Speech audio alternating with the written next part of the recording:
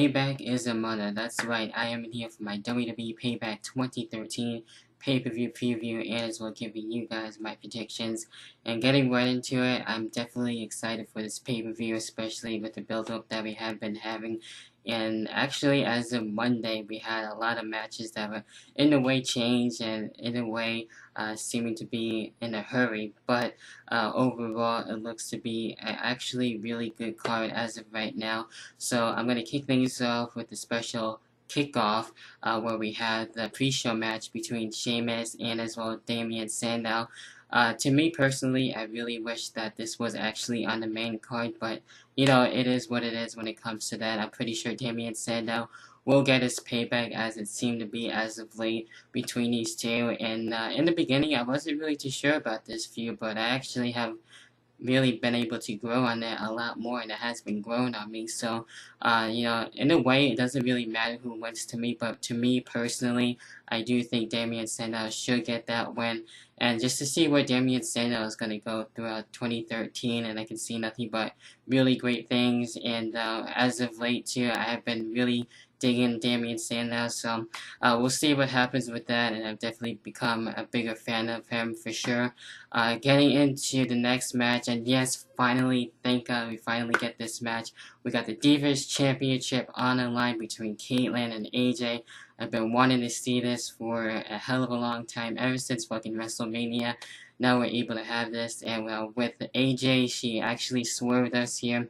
That's right, actually, in a way, being Caitlyn's secret admirer, but we also had Biggie Langston getting in the mix and messing with Caitlyn and everybody else, and everyone thought that we were going to have a babyface turn basically from Biggie, but that wasn't the case, and AJ just wanted the Divas title, and she's been waiting for so damn long. I really hope that she does get the Divas title. I think she deserves it, especially working her ass off and seeing her live too. Just by messing with her and everything, you can tell how great of a heel she really is, and you know, I think that she definitely about time will have the Divas Championship come this Sunday, without a doubt about that. Then we get into the United States Championship match where we have Dean Ambrose and Kane in the rematch from Monday, basically.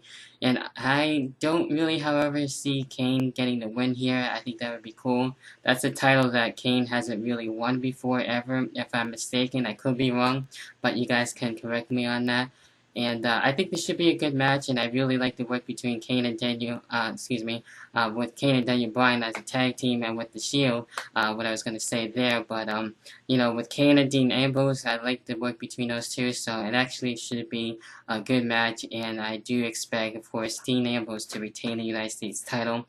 I think he should keep it for a little bit longer and actually keep the prestige actually going for the US title, which is great. So there you have it there. Then we got the Intercontinental Championship match, which was in a way in jeopardy because Fandango is now also out with a concussion.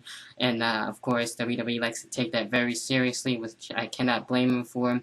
So hopefully that's not exactly as serious as Dolph Ziggler's was. So it's kind of iffy on when he's going to be able to return. I'm not really too sure. I heard he passed his test and everything to check up on him, but I don't really know when he's going to return. I really didn't want him to win the Intercontinental Championship since I haven't really been too high on him as of late, and I don't really care for him that much as I used to. But, you know, it could grow on me with him and when he's going to be able to return. And then maybe we'll get some other feuds besides, you know, just what we've been seeing. So with this one, we do have Curtis Axel as the replacement for Fandango. And we're going to have Wade Barrett, The Miz, and Curtis Axel. I think this is great.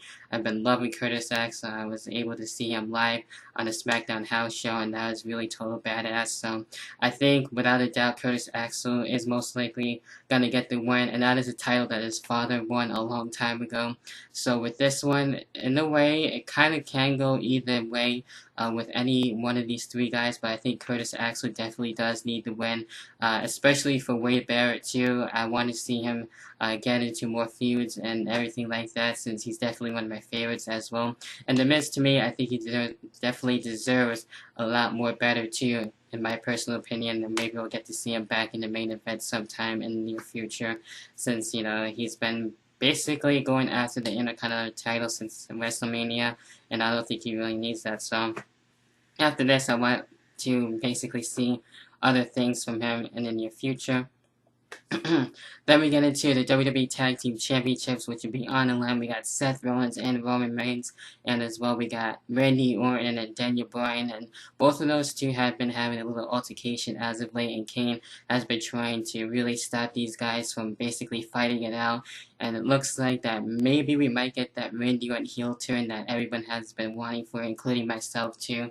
So I think this would really do wonders, especially for Randy Orton and Daniel Bryan, and the feud between those two. I think that would be really stellar. I've been hearing too that Daniel Bryan might even have a feud with John Cena, but I guess we're not going to exactly get that, at least not this time around for the summer just yet. So it looks to be Daniel Bryan and Randy Orton maybe having a feud. I don't really know, but I really do want the Shield to be able to again clean house and still be able to be champions, especially after Payback. So that's what I want there. So expect something with Randy Orton and Daniel Bryan. I think that would be pretty interesting stuff. And with Daniel Bryan and Seth Rollins, man, that was some badass and kick-ass stuff that we did get to see. Hopefully that will be a feud in the future. I definitely will get to try and see if I can check out other Daniel Bryan and Seth Rollins matches, since I know they faced each other in the past. So that was cool seeing them for the first time on Raw and being able to interact with one another. Now we get into Chris Jericho and CM Punk to see who's going to be the best in the world, and throughout this entire feud it has been just Chris Jericho basically been having himself trying to get CM Punk back, but has been with CM Punk has been ignoring everything and just been laying low and just doing his own thing basically. And now I think this would definitely be, of course, be an amazing match, and every time these two are in the ring I just love it. So it's one of those matches where you're gonna just sit back and relax and enjoy. So you know, I really hate to pick sides in this. I love both guys, of course, wearing the CM Punk t-shirt, so most likely going to be going all pro CM Punk. It depends on how it's going to really be able to go here, so anything can really happen, but, you know, as of right now, I do got CM Punk, but my opinions can change, so there you have it with that. Then we got the World Heavyweight Championship. It is looking to be online so far, and I was able to witness Dolph Ziggler live for the very first time, and especially with him coming back over here was a real treat to see. I wasn't even expecting to actually have my ticket be paid just to see Dolph Ziggler, which is really awesome, and he kicked off the show really trying to get Fayetteville to really boo him and everything, and he did a really good job in that, as always, and being the show-off that he is. So Dolph Ziggler and Alberto Del Rio, I really want Dolph Ziggler to win here, especially with him being able to rest, and hopefully he will be able to be cleared 100%, at least somewhat 100% by Payback. So hopefully things will continue to go as planned when it comes to Dolph Ziggler and Alberto Del Rio, because I really don't want to see another Biggie Langston and Alberto Del Rio match. As good as they were, to me, I had closure with it with the house show match with them having a no disqualification match. I thought that was perfect to end it really there. So that's when it comes to that. Then we get into the main event, yes, the WWE title, that's right, the WWE title on the line between John Cena and Ryback. And with this one, I really don't know where it could go afterwards, but this is the 3 stages of Hell match.